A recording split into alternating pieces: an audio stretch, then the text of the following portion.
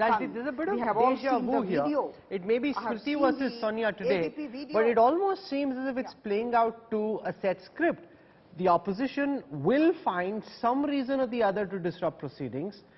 The government will either oppose it in the manner that they did or allow for the House to be adjourned, push through their bills in the din because they say the opposition is not allowing the House to function, we need to carry on with our legislative agenda. At the end, Parliament seems to be becoming meaningless. You know, let's look at it in two ways, Rahul. One is Parliament itself. The fact is, I think Parliament at the moment is stuck between the arrogance of a government which has the majority and an opposition which has the frustration of not accepting the majority of the government.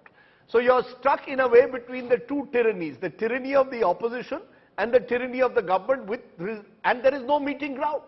Competing egos at times have reached the stage where it seems that there is a complete trust deficit and no one to bridge it. There are no consensus builders. You know, these are the moments where Parliament misses the likes of an Arun Jaitely, someone who could walk across the aisle and perhaps find a solution. Now, in the midst of all this comes this latest controversy, which frankly I think is needless. Let's assume for a moment that, that Adhir Chowdhury has not for the first time got his foot in the mouth by a slip of the tongue. The fact is, he has apologized. He shouldn't have said it in the first instance, he's apologized. The matter should have ended there. In the past, that's where it would have ended. Now what's happening? The opposition wants to make a show of disrupting Parliament. So the government has decided, chalo, nehle pe dehla, you've made this slip of the tongue, we will attack you. So each side in a way wants to occupy prime time. And these are all, Rahul, weapons of mass distraction.